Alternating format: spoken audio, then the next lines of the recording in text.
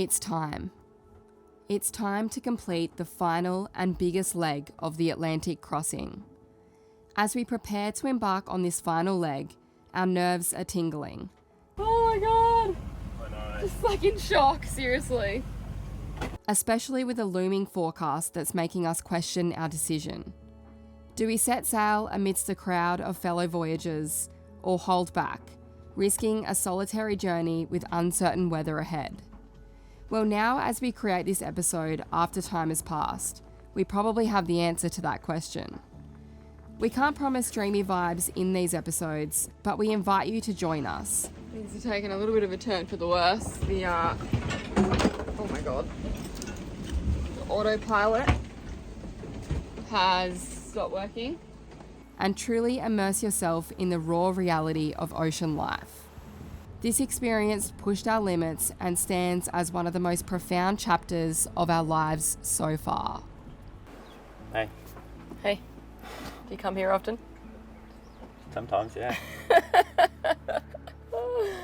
So we just wanted to start this video on the reasoning why we left when we did.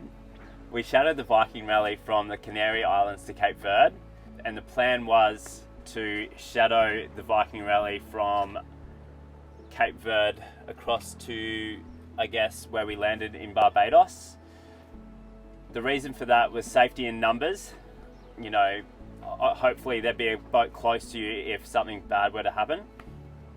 Yeah, it just makes you feel a little bit more at ease, doesn't Yeah. it? So anyway, we had a forecast for a few days there of 30 to 40 knot gusts, 3 to 4 metre swells.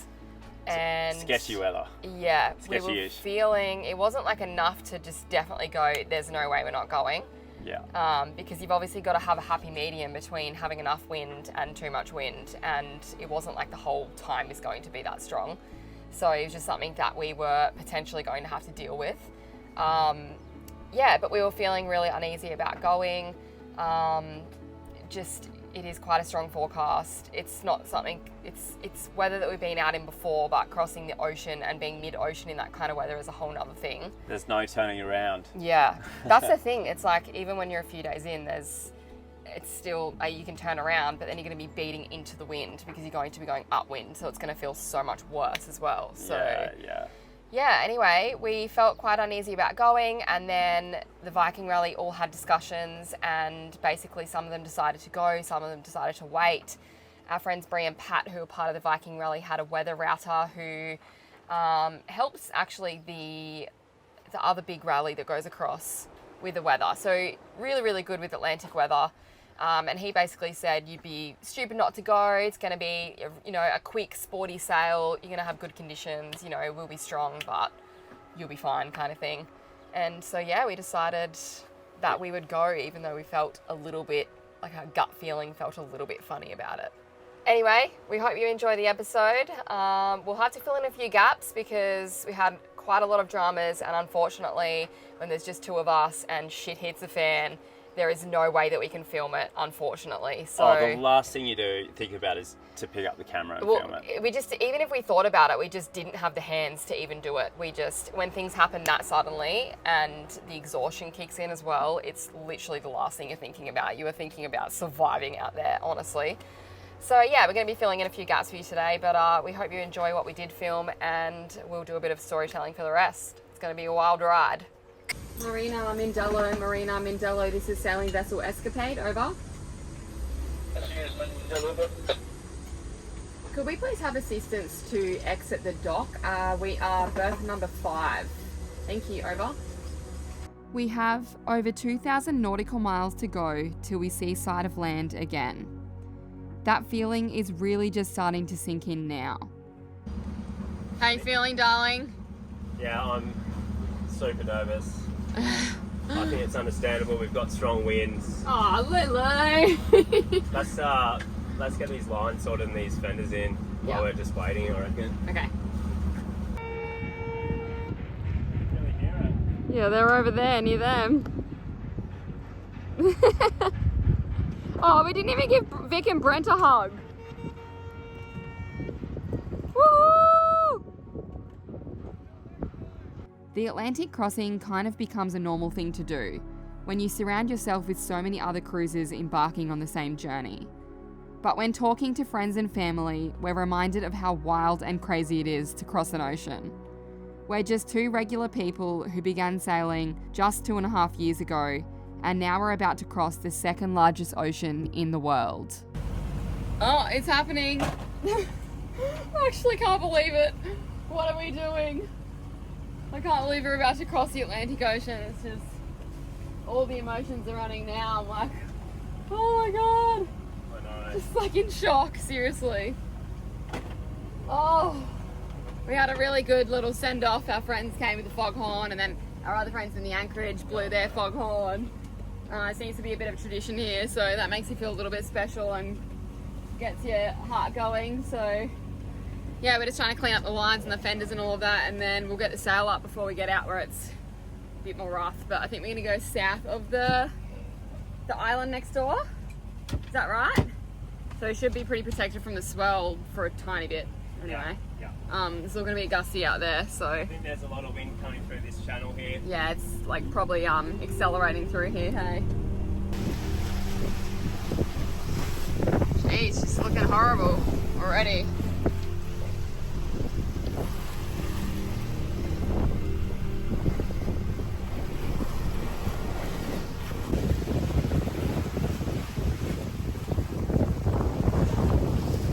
I think it's just for this right here. Yeah, We're going to get no wind after yeah, we get out here. There's a huge dead patch. yeah.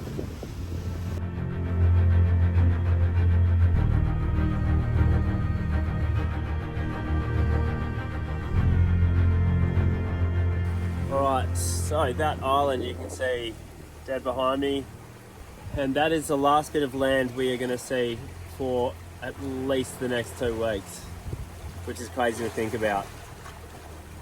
Current conditions are really nice. We've got about, I'd say, 15 to 25 knots of wind behind us. We are sailing wing on wing, no swell at the moment until we get past this island.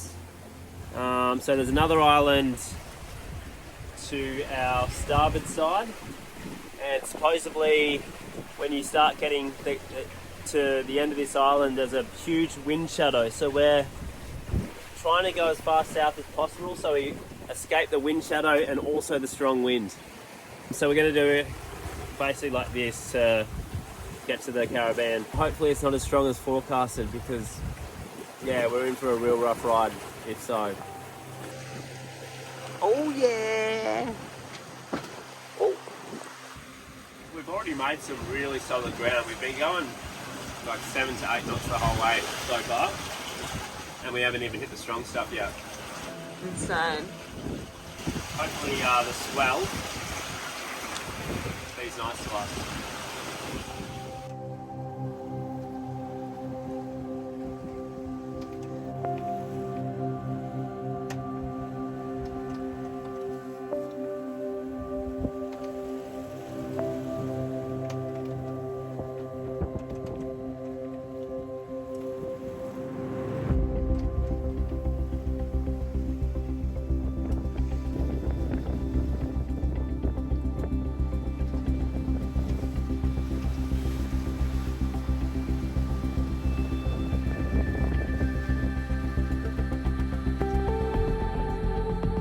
Tell everyone what's going on.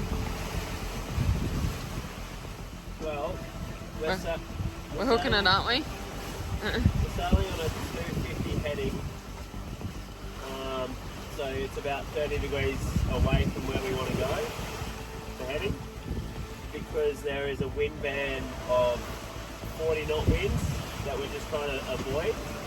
And if we can avoid those, it looks like the max gust winds we'll get is like 33, 34 possibly.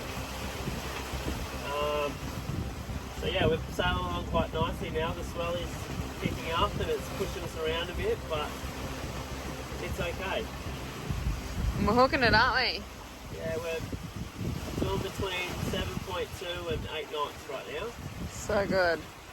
Flying. It says we'll be there in 11.3 days if we do this.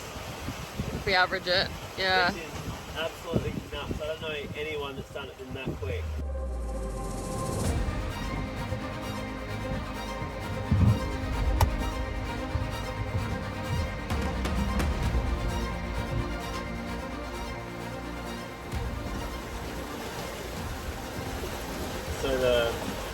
the dark clouds are all moving this way, and the light clouds are moving that way. You can see that. Kind of like going like this. Yeah. And these are moving really quick.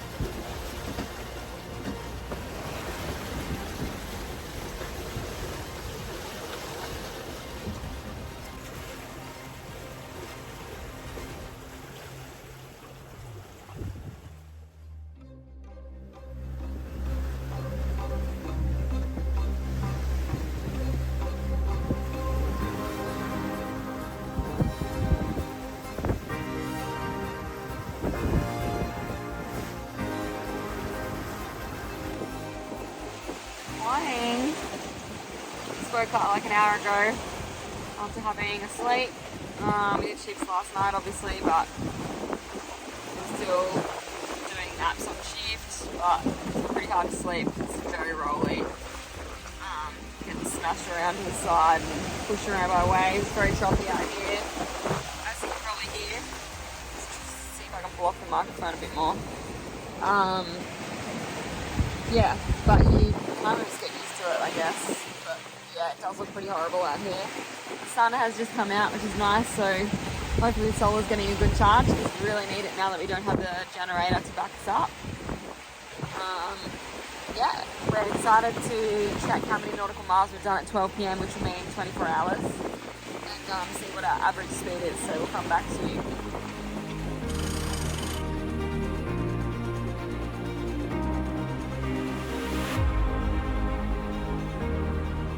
Conditions are pretty intense now.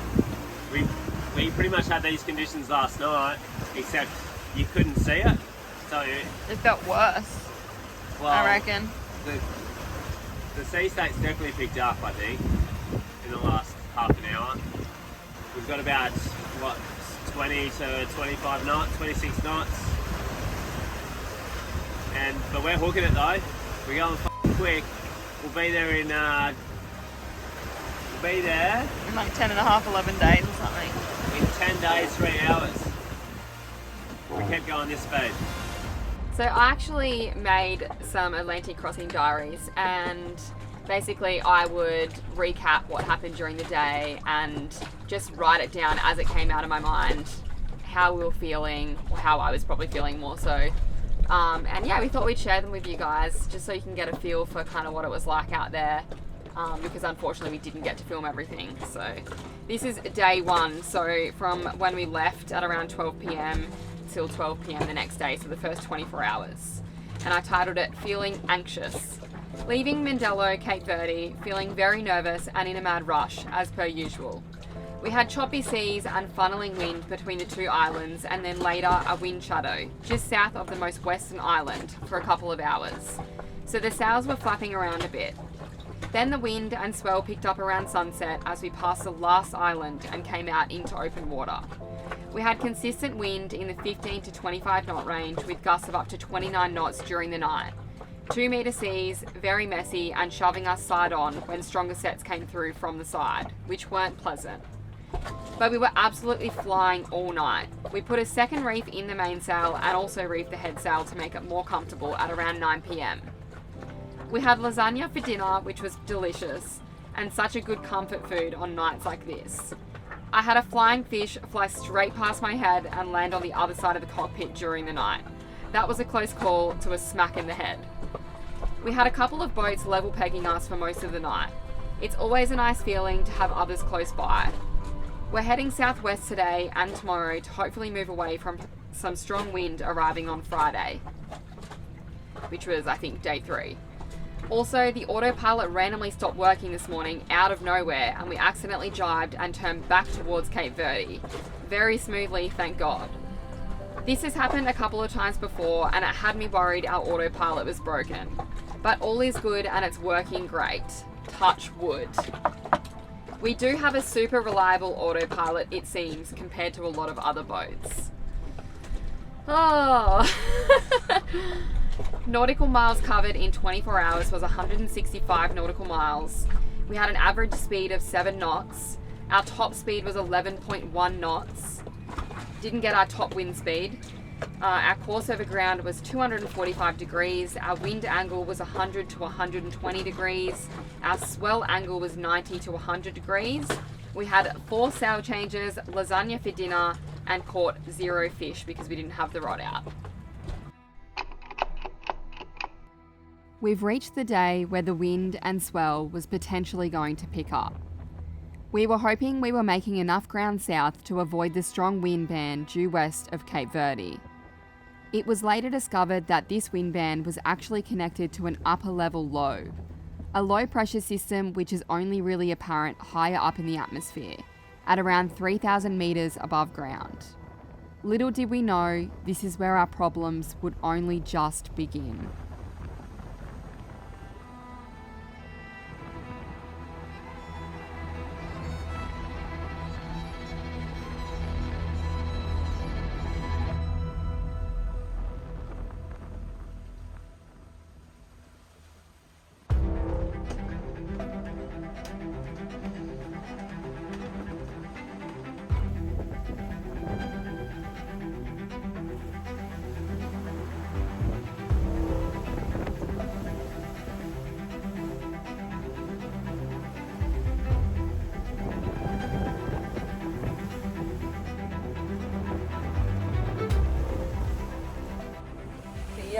Sea tank's definitely starting to pick up a bit here. It's about 5:30 now, probably a little bit later, and we have the strong wind starting at about 8 o'clock, so I'd say that it's starting to build up now. Hoping the strong wind doesn't come, hoping the bigger swell doesn't come, but guiding by the swell, I feel like it's picking up. The wind hasn't really, but yeah, I reckon it's coming, so bracing myself a little bit. Fingers crossed it doesn't get scary.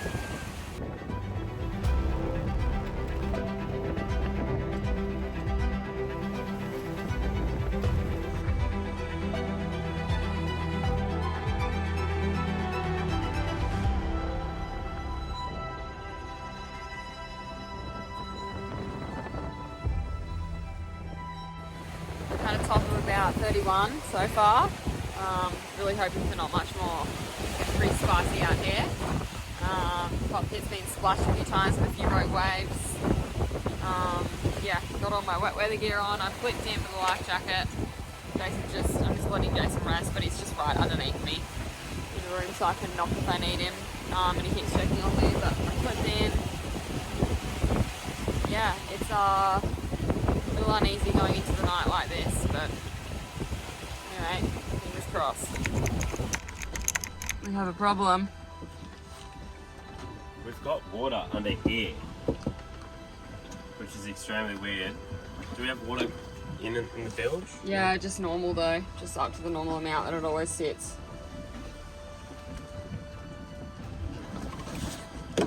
Yeah. Oh and my our god. Autopilot is like literally just here. That's Get the oil sucker. yeah.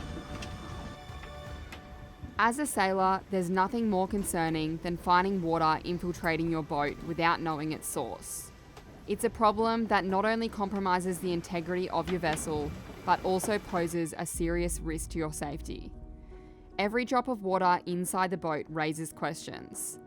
Is it a minor nuisance or a sign of a more significant structural issue? Without a clear answer, every journey becomes a nerve-wracking exercise in uncertainty, demanding constant vigilance and meticulous inspection. In the vast expanse of the open sea, knowing that water is seeping into your vessel from an unknown source is a sailor's worst nightmare. And there's a lot of shit in it.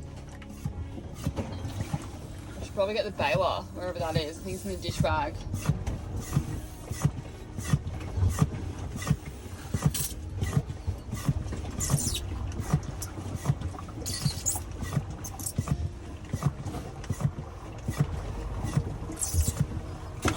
Baler might be quicker. Guess we're getting it now.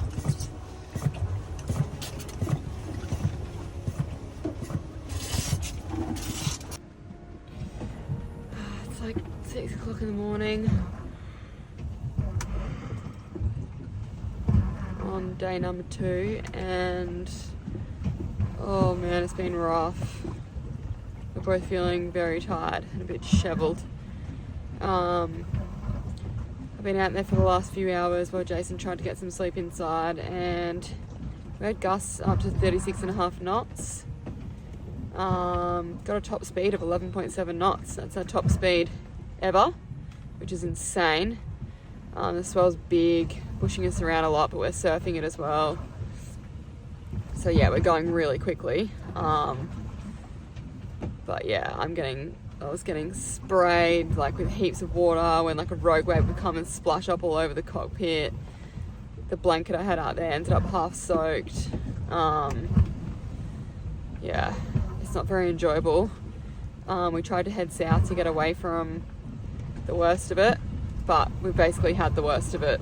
Said the worst of it was going to be 37 knot gusts, and we've had that basically. So I don't know if we're going to end up having to deal with that all day today, because that's what it was going to do in that kind of belt.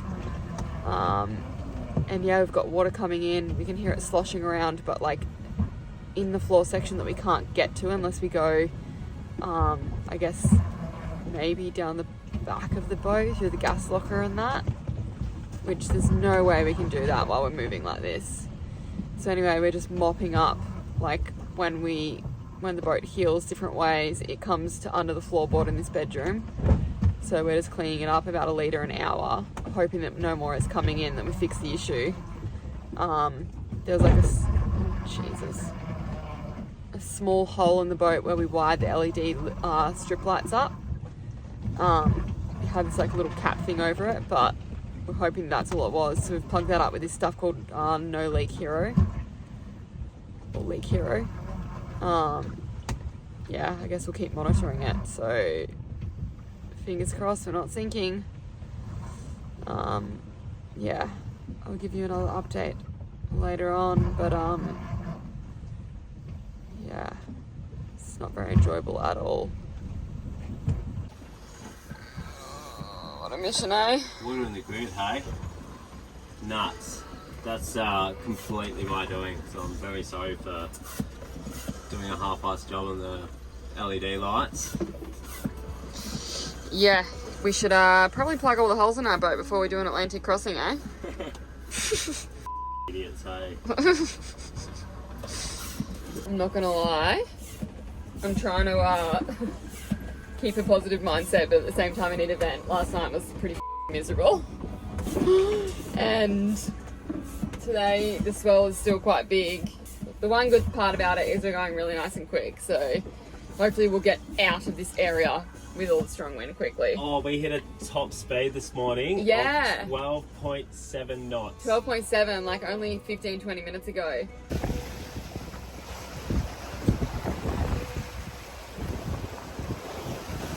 Of course the swell looks bloody rainbows and butterflies in the camera. If you guys were to see what this was like in real life. There's some big sets come in and they're quite terrifying to look at. I actually got a little bit nervous myself at one stage there when I was hand steering and we broached and then I thought I'd hand steer and I literally could not bring the boat to not broach. It started to pick up 36 knots and then we decided to put the head sail in quite heavily. Things are taking a little bit of a turn for the worse. The oh my god. The autopilot has stopped working.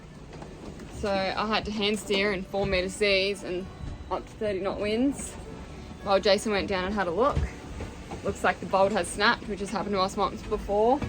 Probably shouldn't really be using it in conditions like this. But unfortunately with two of us, it gets pretty exhausting to hand steer. I look like an absolute mess, don't mind me. So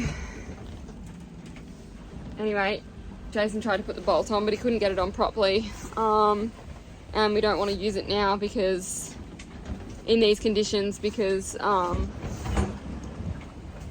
don't want to snap it again, because if we snap it again, we got no autopilot for the rest of the trip and we're only on day 2. And now we're probably going to have to hand steer, take turns hand steering for the rest of the day, which is pretty tiring. We got, yeah, really confused, big choppy seas. Wind between 20 and 30 knots. Yeah, I'm not feeling the best. I've already had a cry. Lulu's found herself a little spot inside the cat carrier. Our dune is wet because it was on the floor and one of the pillows. There's shit in here everywhere from getting tools out and moving stuff out of the cupboards. We had to fix a leak. The latch on the door is broken. There's water in here. This is all fallen over. Like, literally, it's just a shit show.